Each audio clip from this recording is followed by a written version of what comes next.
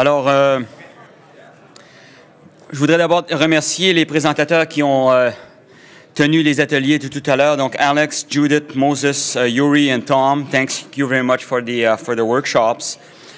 Nous allons maintenant passer au défi de visualisation des données ouvertes qui a été organisé, comme vous le savez, par le réseau de recherche sur les politiques publiques du Nouveau-Brunswick et la Faculté des sciences de l'administration de l'Université du Nouveau-Brunswick.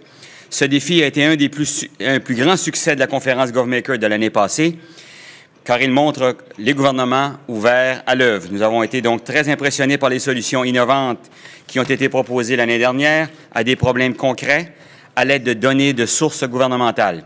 J'étais en fait l'un des juges l'année dernière et croyez-moi, ce n'était pas facile de choisir les gagnants.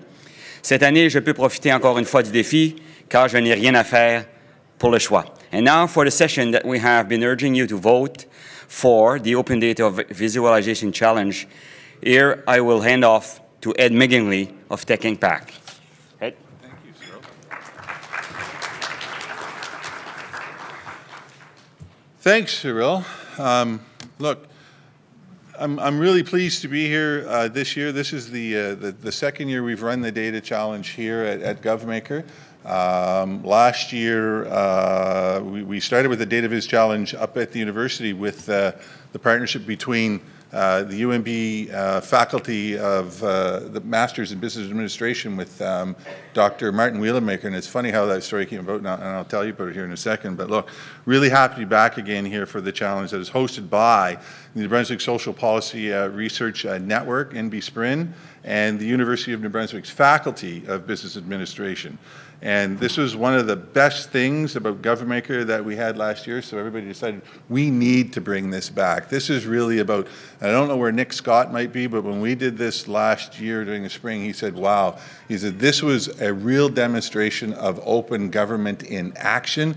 It was very practical, it was very demonstrative of what you're trying to do, which was engage the citizens, engage private sector, engage the bureaucracy, engage people in helping you determine what does the data look like, what are the solutions that are there, where are the challenges, what can we do together. So that's why I'm glad to be back here again this year. So this year we did the challenge again and we had more than 15 teams sign up to participate. Welcome back, Susan. And thanks for bringing more. And their infographic posters have been on display throughout the conference out in the lobby, and I got a chance to have another look at them again today, and they're awesome. So the municipalities and the government of New Brunswick have been busy populating their own data portals for the Open Data Visualization Challenge, and our challengers have made good use of the data, as you have seen. So I hope everybody's had a chance to have a look at them and take a vote. So we've been very impressed with their creativity and imagination, and I hope that you all voted for your favorites. So I've said it twice, I'm going to say it 3 times before we're done. So after lunch, we're going to give the awards for the 3 major awards for participation in the challenge. The first is the People's Choice Award. And thanks to everyone who's taken the opportunity to vote throughout the last day and a half. Now you can still vote. The best infographic poster is the next prize, and this category is being judged by Jerome Cosmain of Tableau. And Jerome, I really do want to meet you. I haven't met you yet. You're here somewhere today, and I want to have a chat with you. Mike Menard from NB Power, and Andrew McNeil from Service New Brunswick, and we thank them for their service and their participation here. And the winner of the poster category received a $250 prize. And lastly, we have the Best Data Visualization Award. The teams competing for Best Data Viz prize today will be evaluated by a panel of volunteer judges hailing from private industry and private sector, industry and government. And thank you very much to our judges for their volunteer time and effort. And Nick Scott, thank you. Richard Pietro, thank you. Aaron Flood, your name is on here twice, so you must have done double work here. And to Susan Holt and to Kathy Simpson, thanks very much for doing this. This is a big thing, big deal. So the recipient of the Best Pitch Award will receive $500, and this is nice to see these prizes. Last week when we did it up at Planet Hatch, when the participants got their awards, they weren't expecting the money, right? They were really happy about, here's my pitch, here's what I've done, we've had our conversation, and then they got the money. It was like, whoa, it's a win-win, right? So that's what I like to see. People are motivated to do this for the right reasons, it's not about the cash. So, excuse me, so the ODVC, the Open Data Visualization Challenge, is able to offer these prizes because of our sponsors. We want to thank Tableau. We want to thank NB Power. We want to thank GeoNB for their support of data science and civic innovation in New Brunswick. And thanks to Rob Lunn from the City of New Brunswick. Where are you, Rob? You were here earlier. Thanks for this again. And Andrew McNeil. I didn't see Andrew here yet today, but Andrew, thank you. I know you're a big champion of Open Gov here in New Brunswick. And I'd like to also thank everybody that we may not have included on this. You're not being forgotten. We just wanted to point these people out. So thanks to all of you helping us to connect with the data. All right. So the 5 finalist teams will present their for 4 minutes each. So it's going to be very quick. We're going to be right on point. So make sure that you get your dinner on time today. This will be followed up by 5 minutes of questions and answers with our judges. So we now invite our first team up to the stage to present. And here is Holly Ailes to present, Does Access to Recreational Facilities Lower Crime? Thanks for coming back, Holly.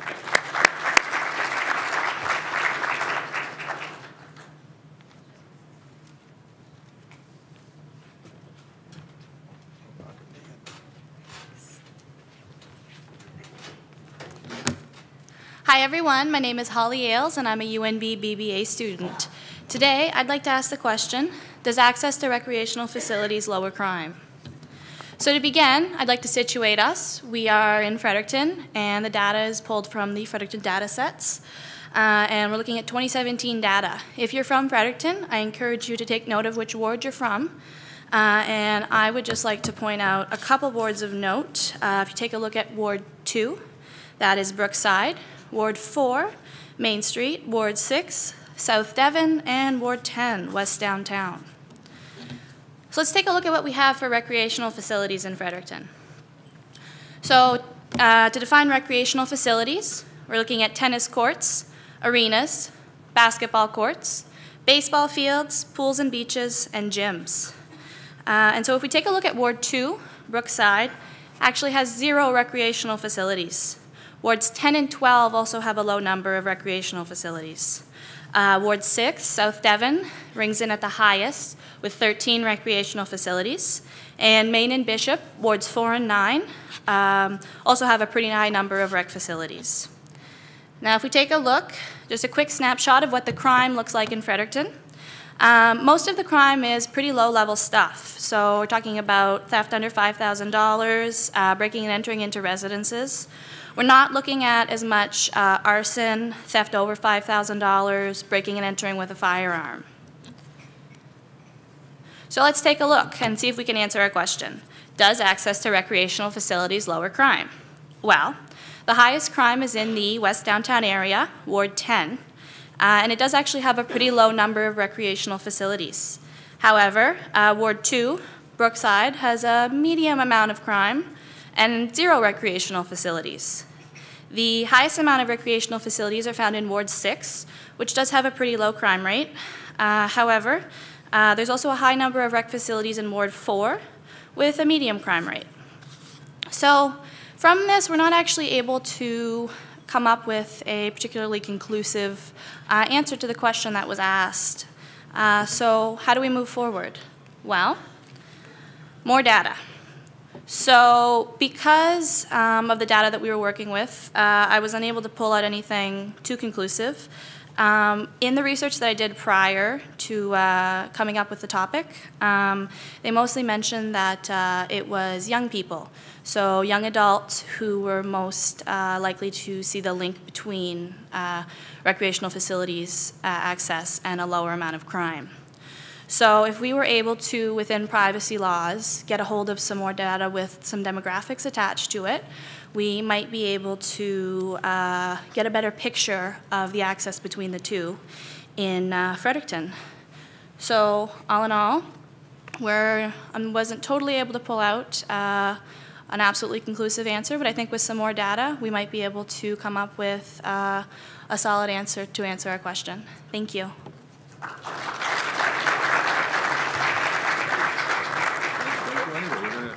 Still some question and answer. You didn't scurry off that quickly last week either. You're not scurrying off tonight either. So please, to the judges, questions, and Holly can answer. Holly, why did you pick recreation and crime as being the topic that you decided to do your? So I I rooted around because we were told to look at the Fredericton data sets as being part of the Fredericton area. And so I just kind of dug around and took a look and tried to figure out what I could come up with that I could potentially make a match with. And I think I'd read a couple articles a few years ago that did see some links between the two. And so it kind of just sparked something in the back of my mind, and I started digging more to see if there could possibly be a link. Oh. You said you wanted more plans. Oh, yeah. Makes him a hand man.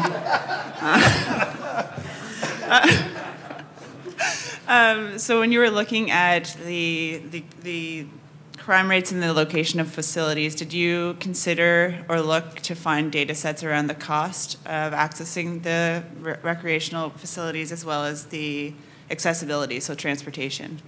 No, actually, I didn't take that into consideration.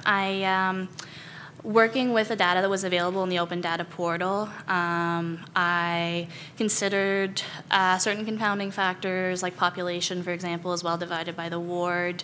And I did recognize that, you know, certain things like socioeconomic status of the particular ward will come into play. Unfortunately, a lot of that data isn't available on the open data portal, and I think it has a lot to do with the privacy legislations, but I think it would definitely be an interesting thing to pull into play there. My question is about the question that you asked, which it's not so much how did you choose the two data sets, but how did you come up with the question? Because you could have asked it a number of different ways, which is there a correlation? Or does crime affect other aspects? How did you come up with the question itself? I guess with presenting to the city of Fredericton, we were initially presenting to the mayor and to council. I figured that, you know, lowering crime would be kind of a goal of theirs. It would be something that I think everyone in the city could get behind. And I think everyone can also get behind investment in recreational facilities. So I tried to phrase the question in a way that would kind of appeal to the general population, not necessarily super mathematical, but just to say, hey, what does this look like?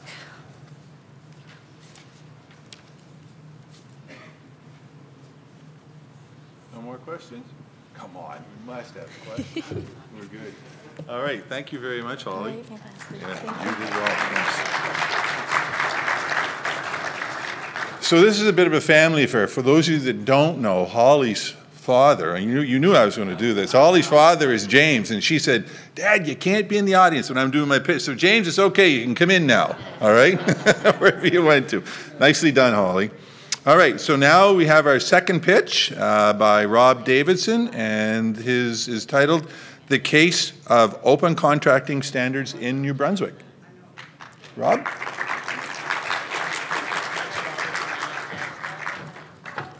See a flicker? All right.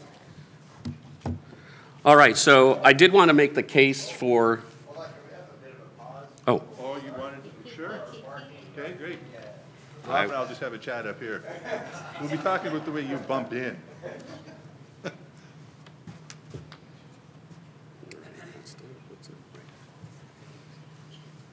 I didn't get to meet you last week, Rob. You Nice to meet you. from Moncton? No, I'm actually from Ottawa. Oh, you're from Ottawa. But I'm a native New Brunswick, from St. John. All right, yeah, all right. Interesting. Good to have you here.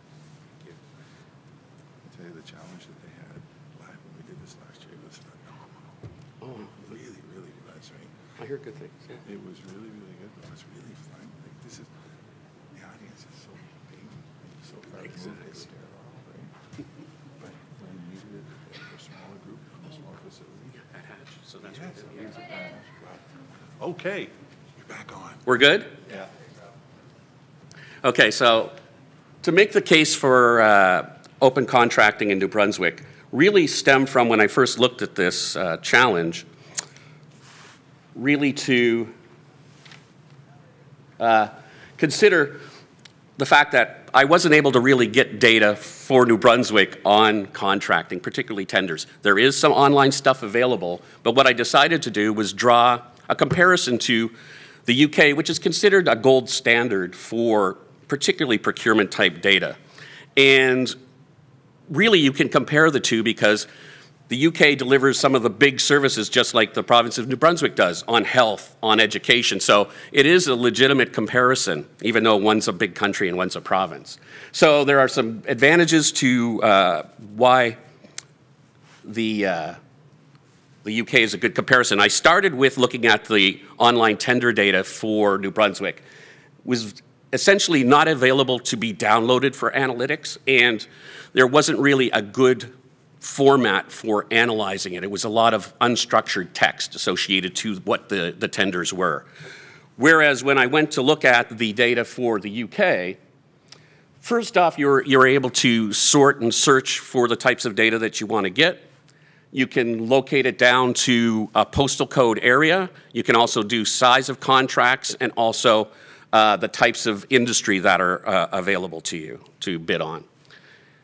And so what I did was pulling down the data just with a simple Python script and analyzing it into a tabular form. I was able to get 1,500 records for the month of October, and it took 5 minutes to do. That enabled me to do the visualizations I wanted to do. So the first one I want to draw your attention to is the ability to do geo-type information about the contracts and the opportunities. So you can see here, this is a map of the Great Britain, broken into their traditional regions.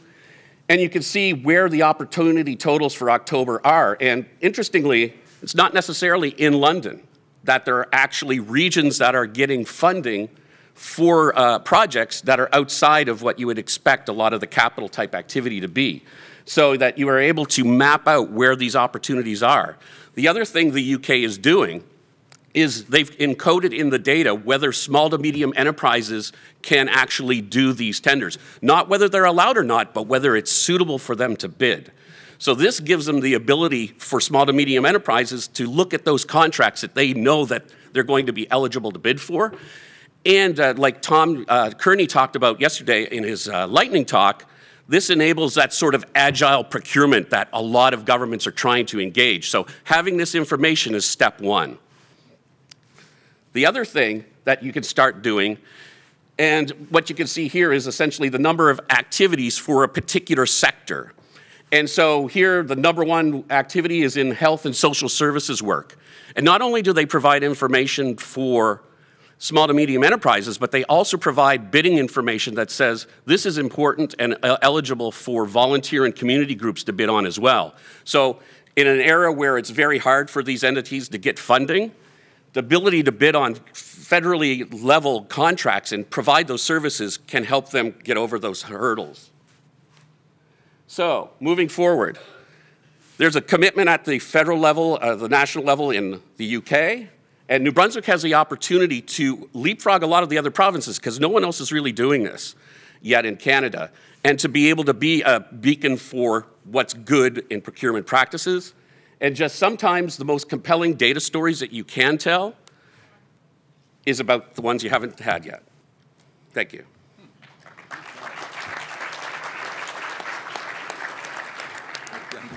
Well done. Okay, so question and answer from the judges, please.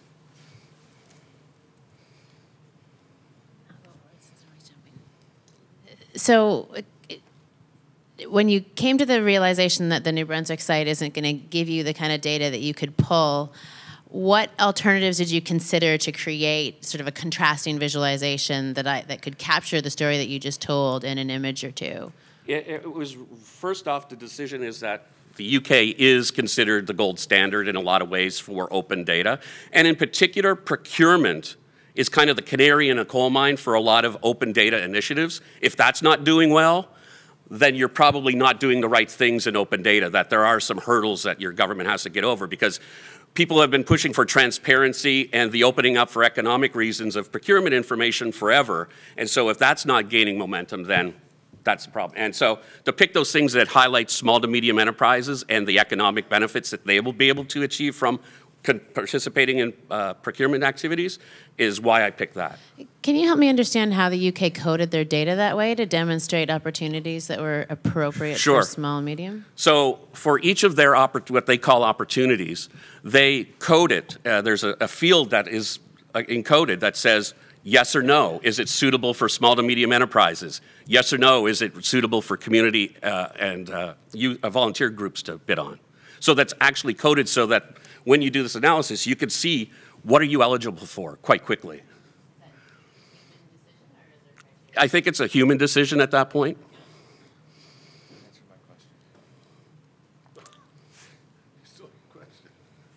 And it's really good that they're actually using the open contracting data standard. They're moving that forward. So one good thing, if you are as a province looking at engaging in that, they're a small group out of Washington, D.C., and there are 2 Canadians that are key to that enterprise. So they're not distant from the issues that we experience. In the absence of questions from my colleagues, I'll keep going. Sure. And go figure, I do procurement and government, so I have some more questions. Do you think that there's an image or that would demonstrate the value that the UK is getting from going that method that would be compelling for a New Brunswick government procurement person to visualize the benefit of moving to this? What quantifies the value? I think that if I expanded this to include the actual contracts, to show that there were small to medium-sized enterprises that actually achieved the contract. Again, like the agile procurement practice that the federal government just went through, that would probably be an additional graphic that would help sell the story. You had mentioned, so the UK is the gold standard, and that we have an opportunity to leapfrog the gold standard. Leapfrog the rest of the provinces, not the UK. Okay, shoot. I was hoping that you could paint a really audacious picture for the province. What is on the other side of the frog? Well, what's on the other side of the frog is when you start talking about engaging in open standards, then you start to be able to embrace the federal government, how they're doing procurement, how they're funding projects. And if you want to start then offering up the fact that there might be federal money for those provinces that engage in open procurement and or help provide the reporting necessary for the current government's deliverology philosophy, these sort of things going towards open standards and open that all up. Well done. Any more questions? Seem to be good. Thank you. Great. Thank you, Rob. Well done.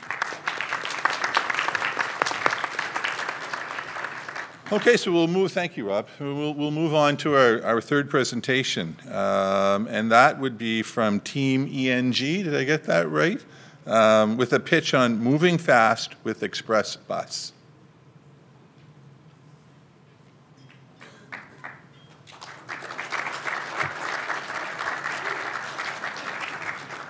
You can take your time, we'll give the judges a little minute to get caught up off the last one.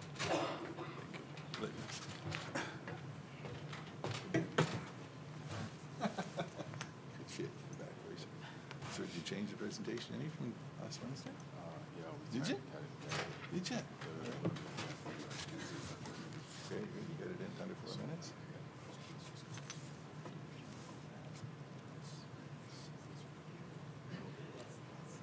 Point that at the judges right hands on. Okay. You ready? Okay. They're all ready. You're up. Yeah. Okay. Good morning, everyone. Me and my amazing team, Gotham and Henry, we're going to present Moving Fast with Express Bus.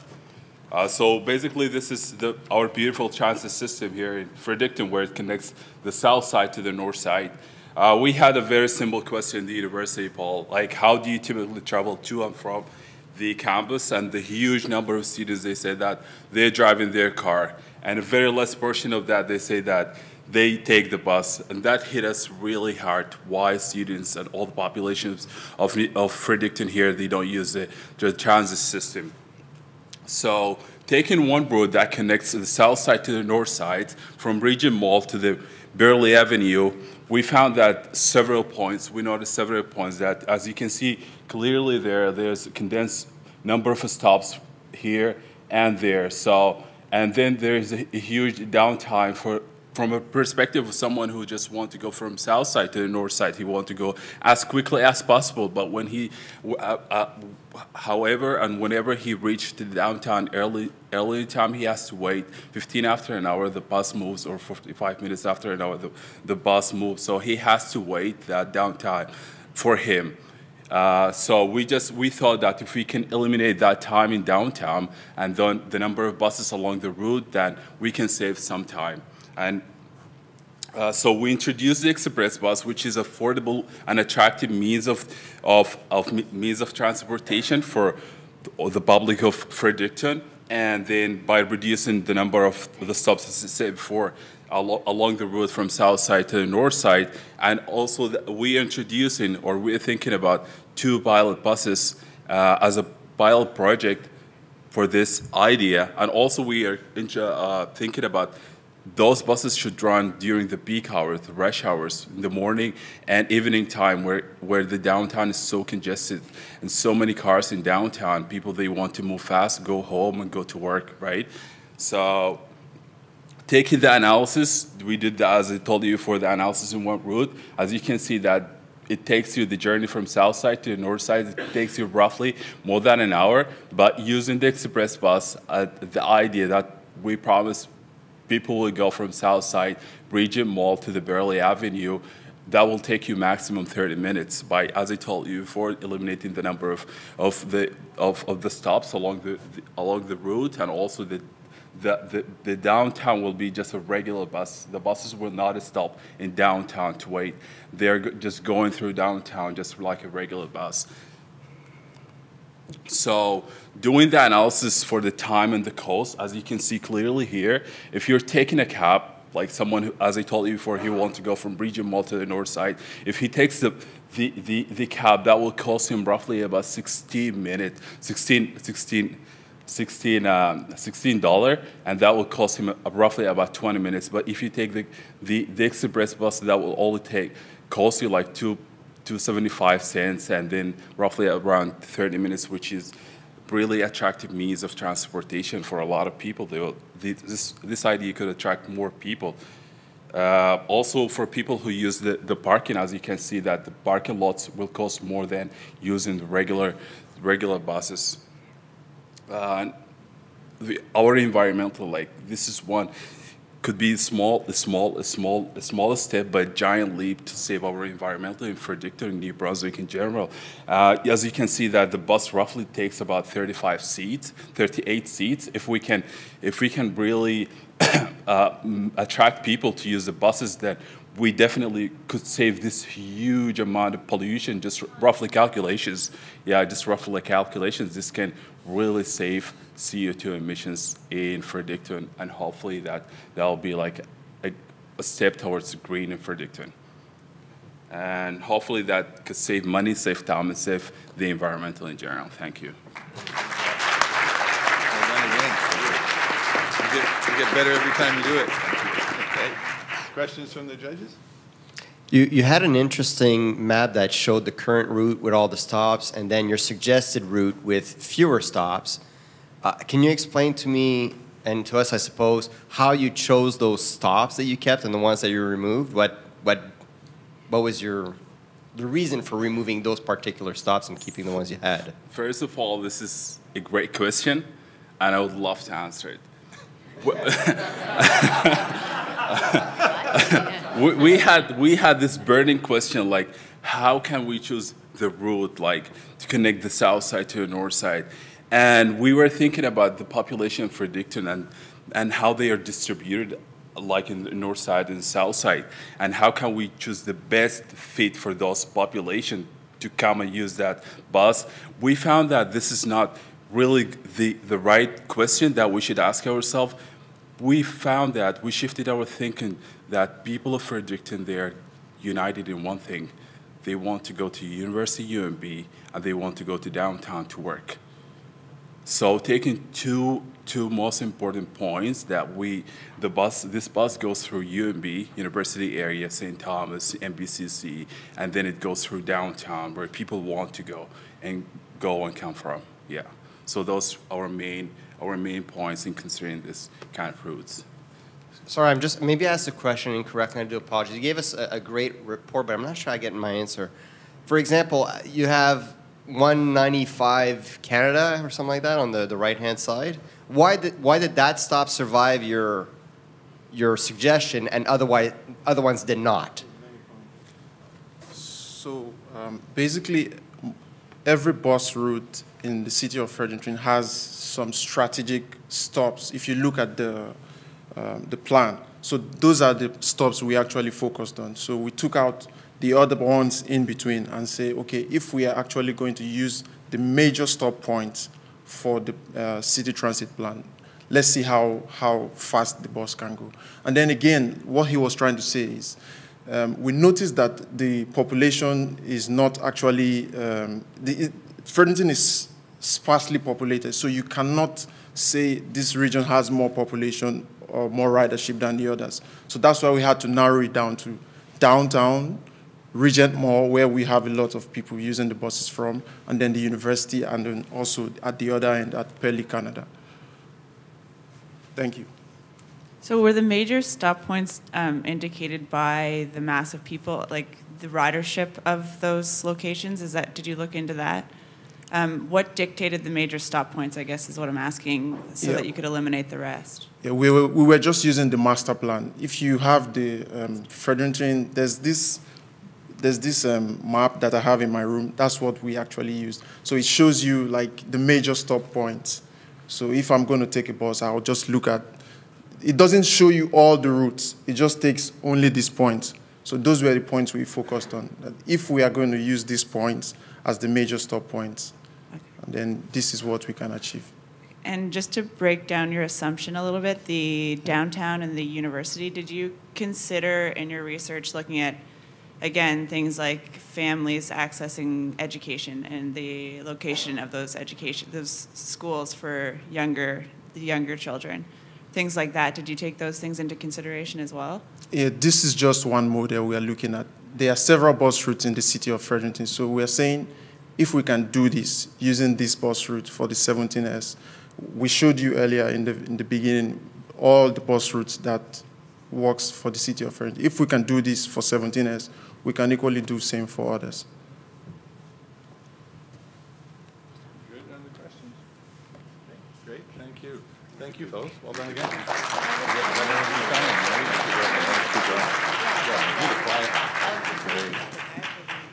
Okay, so we'll give the judges some time to deliberate, and we'll get our next team to come up to the stage. The fourth team is here to present.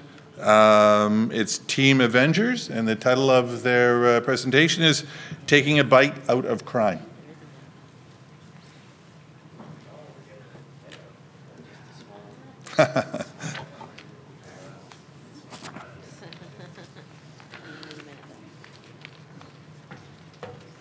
Just the two of you tonight? No, he's going. He's going? Yeah. Good to see you. There's your ticker for your deck. How to be there? I think.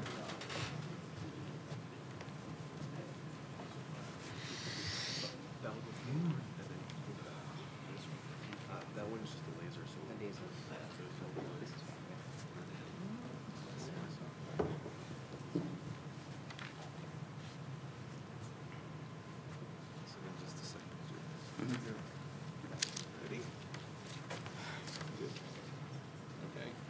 Ready?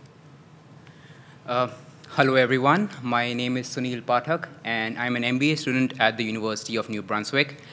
My team members are Ivan and Kumar and we are Team Avengers. For our presentation today, we have studied the crime statistics, the property crime statistics for the city of Fredericton for the year 2017 up to October. So let's take a bite out of crime, shall we? Fredericton reported 1460 crime incidents in the current year, and the screen shows you the distribution of crime by neighborhood. Darker the shades means the higher number of crime in that particular area. Notice that there are some dark shades in that particular map, so let's see what they are all about. So analysis showed that Platte and downtown areas reported the maximum number of crimes in the city, and we have studied only these two areas for a presentation going forward. So does that mean that the area in and around downtown are crime haven? Well, it looks like the criminals do prefer these two places. In comparison, these two areas accounted for 22% of all the crimes that were reported in the city. And from a size perspective, we feel that crime is concentrated in these two neighborhoods. We further analyzed the case, and we found that Friday to Sunday accounted for 48% of all the crimes that were reported in the city. That is an average of 52 crimes a day. If you drill down to the specific nature of crimes, theft under $5,000 was the most common crime, which accounted for 65% of all the crimes in the city. Just to give you an example, other theft included things like shoplifting, property stolen, and some other things. If you compare the month-on-month data for the city and for the downtown area specific in percentage, crime numbers were low for the first 4 months, and it looked like the criminals were less active in winters. So did the warm weather influence an increase in crime? Well, people leaving their doors open in summers, they're going on long vacations, a perfect opportunity for criminals to do what they want. Criminals, in fact, had a field day in the month of July, and analysis showed that nearly 21% of all the crimes in the downtown area happened in this particular month. Possible reasons for this could be the number of incidents, the number of events that we had in July, where we have more tourists coming into the city. But if you notice, after that, the number of events went down in the city, and so did the crime rates month on month. So to conclude, we can say that our police officers are doing a great job, and we congratulate them for that. But how can we improve further? Well, we do have some suggestions as a team. We can increase the community awareness programs through social media, which is actually free of cost. And we can also engage the neighborhood watch teams. We can also increase the frequency of crime prevention seminars that we have. And the last thing, we know that it is expensive, but what the city can consider is that we can have patrolling on weekends so that we can control the crime in this case. This is our city. Let's make it a safer place. Thank you.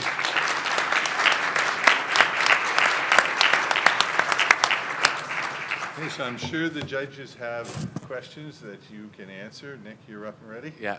Thank you for that presentation and very compelling story. My question is, how did you come up with the example of increasing patrol to decrease crime?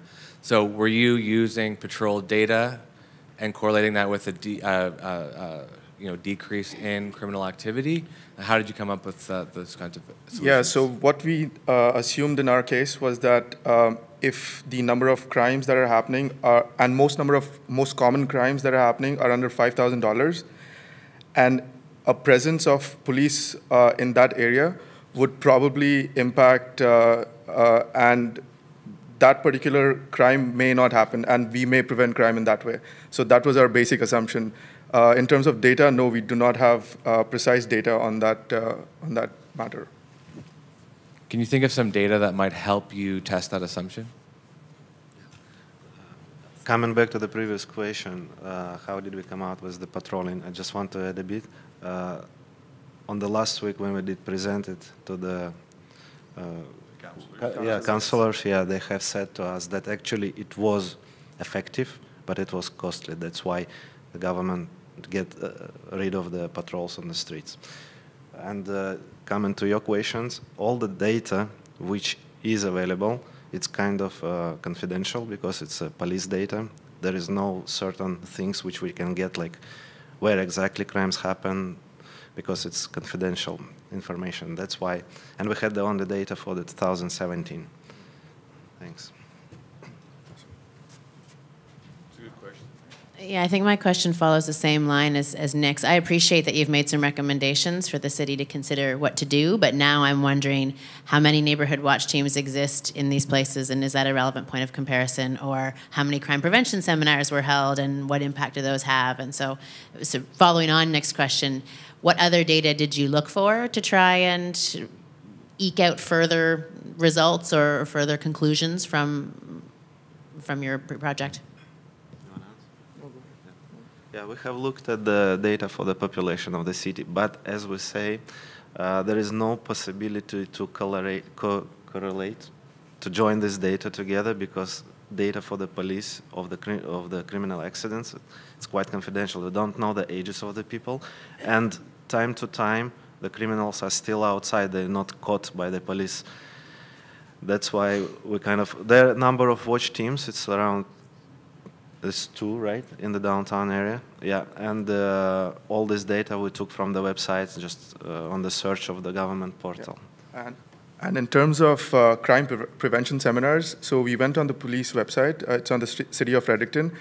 And we tried to Google as to when the next crime prevention seminar is, and we could not find any data on that.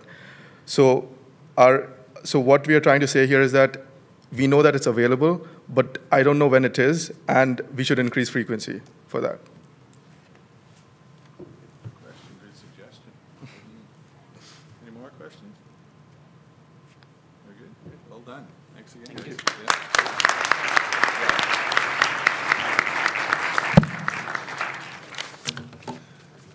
Yeah. I should mention that on Wednesday night when we had the initial presentation, there were lots of groups that presented on crime, and there was lots of great conversation that was generated in the room when you had the counselors there and you had the citizens in the room asking what if, and it really was about, look, these are relatively new data sets. There is some cleansing that needs to be done. There are some things you can show, some things you can't.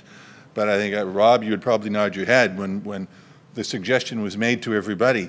If there is more data that you would like that would make your discovery richer, deeper, broader, and provide more result-oriented outputs that are beneficial at the end, ask for the data.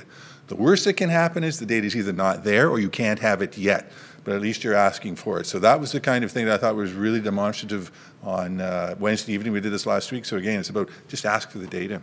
Okay, so our next team, and our last presentation is from Abdul Momain, and he's asking New Brunswick, a green province? Okay.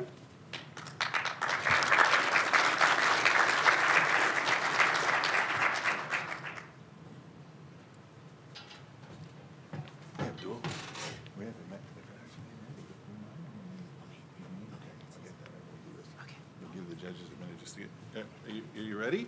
All right, you're on stage.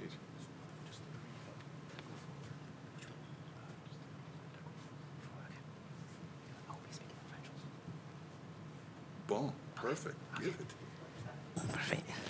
So, good morning, everybody. My name is Abdul Momain. I came from the University of Moncton. I'm a student in computer science. So, I will be presenting in French because it's more natural for me. See? Perfect. So, my question today is New Brunswick, a green space province, actually. The question came when I started looking at some opportunities in provinces, and I saw that New Brunswick was the most effective one in terms of... Ah, je vais le faire français. J'ai oublié. J'ai forgot. Okay.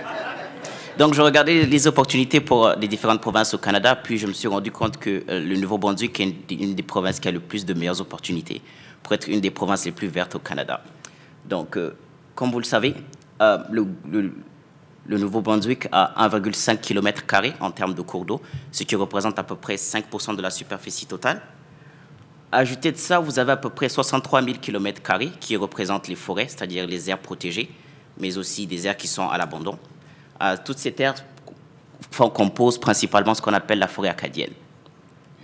Et entre ça, vous avez la superficie totale qui est de 113 000 km². Considérant cette forêt, j'ai calculé qu'elle est responsable de l'absorption de 31,5 mégatonnes de CO2 par an. Le plus d'arbres que vous avez, le plus pur que sera l'air, finalement. Donc, pour approfondir cette question, j'ai décidé de m'intéresser à la ville d'où je viens, c'est-à-dire la ville de Moncton. Et on a plutôt des statistiques intéressantes concernant tout ce qui concerne les espaces verts. Première chose, c'est quelques statistiques rapidement. C'est que dans la ville de Moncton, on a à peu près 1217 cours d'eau, donc qui concluent aussi des lacs, des rivières, des étangs, etc. On a à peu près 28 000 km² de superficie totale qui composent les cours d'eau. La profondeur moyenne de ces cours d'eau est de 41,25 mètres, ce qui est assez profond. Et finalement, chaque cours d'eau contient à peu près 1000 milliards de bouteilles d'eau de 1 litre et de l'eau pure, fresh water. Ceci représente comme les dimensions moyennes d'un arbre qui est à Moncton. Je me suis rendu compte que le diamètre des arbres est de 27 mètres, puis la hauteur est de 7 mètres à peu près. Donc 27 mètres, c'est-à-dire que pour chaque arbre, il y a une relation entre son diamètre, mais aussi son âge. Ça veut dire qu'il y a un très grand nombre d'arbres à Moncton qui sont assez anciens.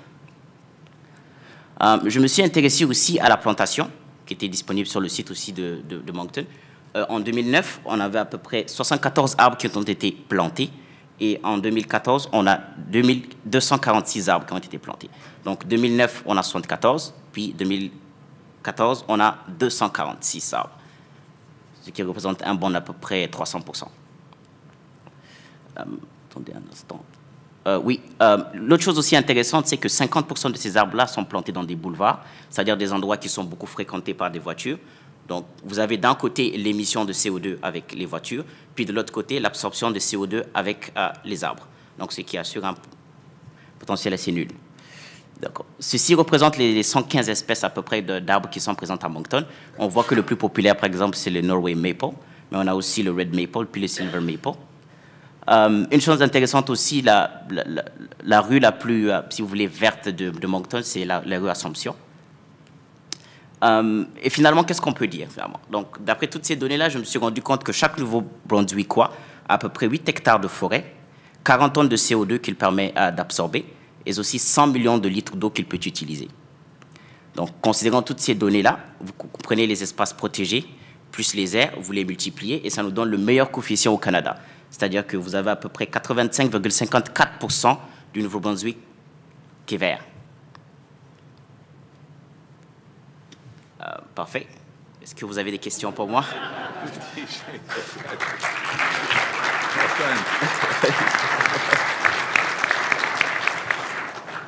Okay, so questions from the judges? Questions from me. Et merci beaucoup pour votre présentation. Combien de bases de données différentes as-tu utilisées pour votre projet? J'ai utilisé 4 bases de données. La première, c'est les arbres qui sont sur le portail de Moncton. Il y a aussi les arbres, les cours d'eau qui sont sur le portail de Moncton. Il y a aussi les arbres aussi qui sont sur le Socrata. Je pense que ça, c'est le portail du gouvernement. Mais il y a aussi des données qui sont disponibles sur Statistique Canada. C'est qu'ils ont fait une étude sur justement ces questions-là au niveau des ressources. Et c'était un dataset de 2011. Et la plupart d'entre eux sont assez récents, je dirais. 2014, 2015, jusqu'à 2016 aussi. I missed at the end. What makes a green province? Dis-moi. I missed your closing. Oui, donc comme je le disais, c'est que ce qui fait du Nouveau-Brunswick une province verte, justement, c'est ces aires protégées-là, puis ces cours d'eau qu'on peut utiliser pour faire des choses possibles. Vous avez vu que le score était de 85%, c'est-à-dire que vous avez la première étape, vous avez fait déjà la première étape pour devenir la province la plus verte au Canada. Bien sûr, pour devenir vert, il y a aussi d'autres choses à faire, mais avec des financements adéquats des politiques, c'est qu'on peut donner l'exemple aux autres provinces aussi et à suivre le pas. Comme j'ai beaucoup été inspiré aussi par Donald Trump lorsqu'il avait dit que le réchauffement climatique était une utopie, quelque chose qui n'existe pas, alors que c'est réel. Il faut qu'on fasse des choses pour protéger ces aires-là, justement. Vous avez fait une calculation au début de la présentation qui démontre ce que les arbres et la couverture au Nouveau-Brunswick est responsable d'enlever le CO2 de l'atmosphère, je pense, right? Oui, exactement. Où est-ce que vous avez trouvé cette calculation-là? Ce n'était pas dans une base de données, j'imagine. Non, il y a deux choses essentiellement. C'est que pour la méthode de calcul, déjà, vous avez Trees Canada, qui est un organisme canadien qui s'occupe de la protection des arbres, etc. Puis eux, ils avaient fait une étude, ils avaient fait comme un calcul approximatif, où ils disaient que chaque arbre, finalement, permettait d'absorber 5 tonnes de CO2 par an. Puis j'ai aussi retrouvé un article de maîtrise qui a été fait à l'Université de Calgary. Puis lui, il avait une façon précise de calculer la quantité de dioxyde de carbone absorbé par les espaces. Donc j'ai fusionné les deux. Bien sûr, c'est beaucoup d'approximations, beaucoup d'arrondis. Et j'ai pu trouver 31,5 mégatonnes. Et j'imagine aussi, moi je ne suis pas un expert dans ça, oui. Vous avez aussi montré qu'il y avait environ 115 différents types d'arbres, essentiellement dans la province du Nouveau-Brunswick. Est-ce que les calculations que vous avez trouvées ont dit qu'un certain type d'arbre est plus efficient à enlever le CO2 que d'autres, ou c'était juste un numéro du général? Ou une calculation générale, je veux dire. Pour le CO2 déjà, c'est que plus vous avez des feuilles, plus l'arbre est grand finalement, plus vous aurez de l'absorption. Puisque si qu'une feuille est verte, ça veut dire qu'il y a de la chlorophylle. Et justement, cette chlorophylle-là, elle joue le rôle d'absorption-émission. Donc, de façon générale, plus un arbre est grand, plus il y a du CO2 qui est absorbé. Et justement, l'essentiel de la forêt qui est ici au Nouveau-Brunswick, 83%, c'est une forêt qui est assez ancienne. C'est peut-être pour ça que c'est un espace vert finalement.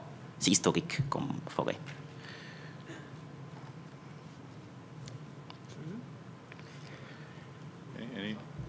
Parfait. D'autres questions? Okay. Parfait. Well, parfait. Thank you very All much. right. Thank you very much.